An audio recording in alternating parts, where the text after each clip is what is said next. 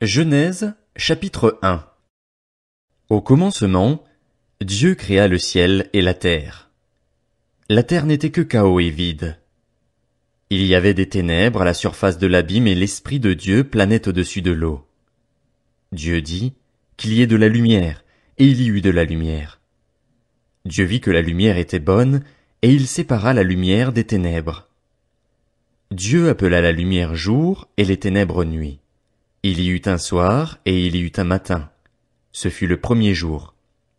Dieu dit qu'il y ait une étendue entre les eaux pour les séparer les unes des autres.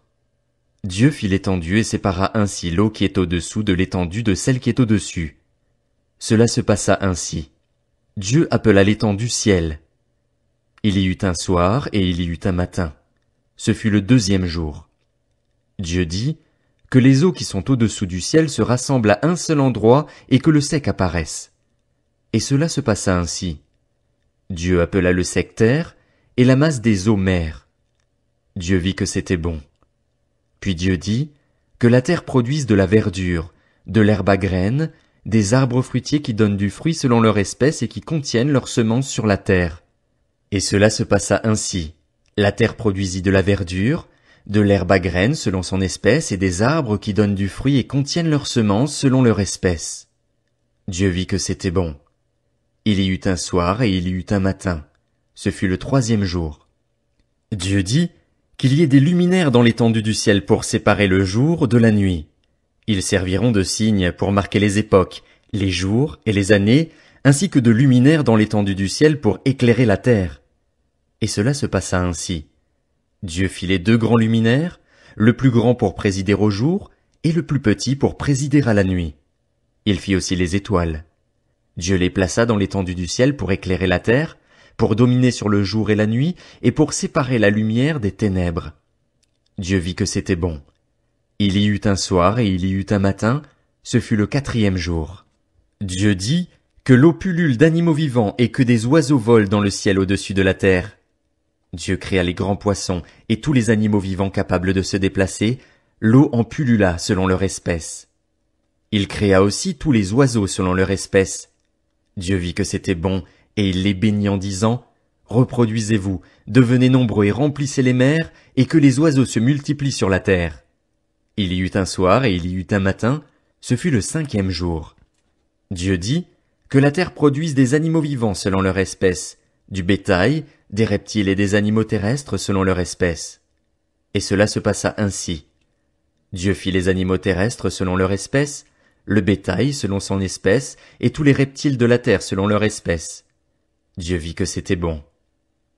Puis Dieu dit, faisons l'homme à notre image, à notre ressemblance, qu'il domine sur les poissons de la mer, sur les oiseaux du ciel, sur le bétail, sur toute la terre et sur tous les reptiles qui rampent sur la terre. Dieu créa l'homme à son image, il le créa à l'image de Dieu. Il créa l'homme et la femme. Dieu les bénit et leur dit, « Reproduisez-vous, devenez nombreux, remplissez la terre et soumettez-la. Dominez sur les poissons de la mer, sur les oiseaux du ciel et sur tout animal qui se déplace sur la terre. » Dieu dit aussi, « Je vous donne toute herbe à graines sur toute la surface de la terre, ainsi que tout arbre portant des fruits avec pépins ou noyaux, ce sera votre nourriture. À tout animal de la terre, à tout oiseau du ciel, et à tout ce qui se déplace sur la terre, à ce qui est animé de vie, je donne toute herbe verte pour nourriture. » Et cela se passa ainsi. Dieu regarda tout ce qu'il avait fait, et il constata que c'était très bon. Il y eut un soir et il y eut un matin, ce fut le sixième jour. Genèse, chapitre 2. C'est ainsi que furent terminés le ciel et la terre et toute leur armée. Le septième jour, Dieu mit un terme à son travail de création. Il se reposa de toute son activité le septième jour. Dieu bénit le septième jour et en fit un jour saint, parce que ce jour-là il se reposa de toute son activité, de tout ce qu'il avait créé. Telle fut l'histoire du ciel et de la terre quand ils furent créés. Lorsque l'Éternel Dieu fit la terre et le ciel, il n'y avait encore aucun arbuste des champs sur la terre et aucune herbe des champs ne poussait encore, car l'Éternel Dieu n'avait pas fait pleuvoir sur la terre et il n'y avait pas d'homme pour cultiver le sol. Cependant, une vapeur montait de la terre et arrosait toute la surface du sol. L'Éternel Dieu façonna l'homme avec la poussière de la terre. Il insuffla un souffle de vie dans ses narines, et l'homme devint un être vivant. L'Éternel Dieu planta un jardin en Éden, du côté de l'Est, et il y mit l'homme qu'il avait façonné. L'Éternel Dieu fit pousser du sol des arbres de toutes sortes, agréables à voir et porteurs de fruits bons à manger. Il fit pousser l'arbre de la vie au milieu du jardin, ainsi que l'arbre de la connaissance du bien et du mal. Un fleuve sortait d'Éden pour arroser le jardin, et de là il se divisait en 4 bras. Le nom du premier est Pishon. Il entoure tout le pays de Havila où se trouve l'or. L'or de ce pays est pur. On y trouve aussi le bdellium et la pierre d'onyx. Le nom du deuxième fleuve est Gihon. Il entoure tout le pays de Cush. Le nom du troisième est le Tigre. Il coule à l'est de la Syrie. Le 4e fleuve, c'est l'Euphrate. L'Éternel Dieu prit l'homme et le plaça dans le jardin d'Éden pour qu'il le cultive et le garde. L'Éternel Dieu donna cet ordre à l'homme: tu pourras manger les fruits de tous les arbres du jardin, mais tu ne mangeras pas le fruit de l'arbre de la connaissance du bien et du mal, car le jour où tu en mangeras, tu mourras, c'est certain. L'Éternel Dieu dit: il n'est pas bon que l'homme soit seul, je lui ferai une aide qui soit son vis-à-vis. L'Éternel Dieu façonna à partir de la terre tous les animaux sauvages et tous les oiseaux du ciel, puis il les fit venir vers l'homme pour voir comment il les appellerait. Il voulait que tout être vivant porte le nom que l'homme lui donnerait. L'homme donna des noms à tout le bétail, aux oiseaux du ciel et à tous les animaux sauvages, mais pour lui-même, il ne trouva pas d'aide qui soit son vis-à-vis. Alors l'Éternel Dieu fit tomber un profond sommeil sur l'homme, qui s'endormit. Il prit une de ses côtes et referma la chair à sa place.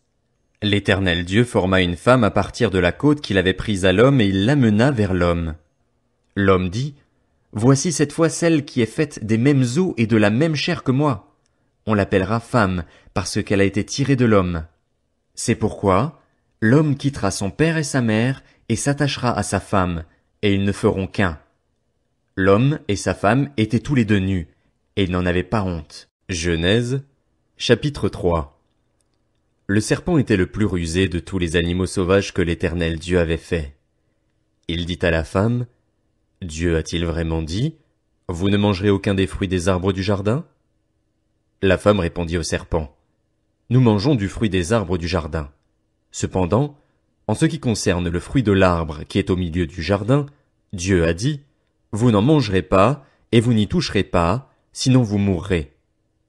Le serpent dit alors à la femme: vous ne mourrez absolument pas, mais Dieu sait que, le jour où vous en mangerez, vos yeux s'ouvriront et vous serez comme Dieu. Vous connaîtrez le bien et le mal. La femme vit que l'arbre était porteur de fruits bons à manger, agréable à regarder et précieux pour ouvrir l'intelligence. Elle prit de son fruit et en mangea. Elle en donna aussi à son mari qui était avec elle, et il en mangea. Leurs yeux à tous les deux s'ouvrirent, et ils prirent conscience qu'ils étaient nus. Ils attachèrent des feuilles de figuier ensemble et s'en firent des ceintures. Quand ils entendirent la voix de l'Éternel Dieu en train de parcourir le jardin vers le soir, l'homme et sa femme se cachèrent loin de l'Éternel Dieu au milieu des arbres du jardin. Cependant, l'Éternel Dieu appela l'homme et lui dit: où es-tu? Il répondit: j'ai entendu ta voix dans le jardin et j'ai eu peur, parce que j'étais nu. Alors je me suis caché.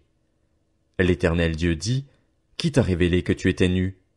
Est-ce que tu as mangé du fruit de l'arbre dont je t'avais interdit de manger? L'homme répondit: c'est la femme que tu as mise à mes côtés qui m'a donné de ce fruit, et j'en ai mangé. L'Éternel Dieu dit à la femme: pourquoi as-tu fait cela? La femme répondit: le serpent m'a trompé et j'en ai mangé. L'Éternel Dieu dit au serpent: puisque tu as fait cela, tu seras maudit parmi tout le bétail et tous les animaux sauvages. Tu marcheras sur ton ventre, et tu mangeras de la poussière tous les jours de ta vie. Je mettrai l'hostilité entre toi et la femme, entre ta descendance et sa descendance. Celle-ci t'écrasera la tête et tu lui blesseras le talon. Il dit à la femme: j'augmenterai la souffrance de tes grossesses. C'est dans la douleur que tu mettras des enfants au monde.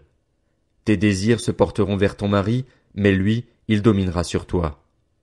Il dit à l'homme: puisque tu as écouté ta femme et mangé du fruit au sujet duquel je t'avais donné cet ordre, tu n'en mangeras pas, le sol est maudit à cause de toi. C'est avec peine que tu en tireras ta nourriture tous les jours de ta vie. Il te produira des ronces et des chardons, et tu mangeras de l'herbe des champs. C'est à la sueur de ton visage que tu mangeras du pain, et ce jusqu'à ce que tu retournes à la terre, puisque c'est d'elle que tu as été tiré. Oui, tu es poussière et tu retourneras à la poussière.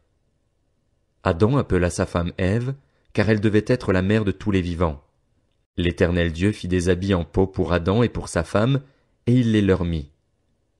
L'Éternel Dieu dit, Voilà que l'homme est devenu comme l'un de nous pour la connaissance du bien et du mal. Maintenant, empêchons-le de tendre la main, de prendre aussi du fruit de l'arbre de vie, d'en manger et de vivre éternellement. Ainsi, l'Éternel Dieu le chassa du jardin d'Éden pour qu'il cultive la terre d'où il avait été tiré. Après avoir chassé Adam, il posta à l'est du jardin d'Éden les chérubins qui agitent une épée flamboyante pour garder le chemin de l'arbre de vie.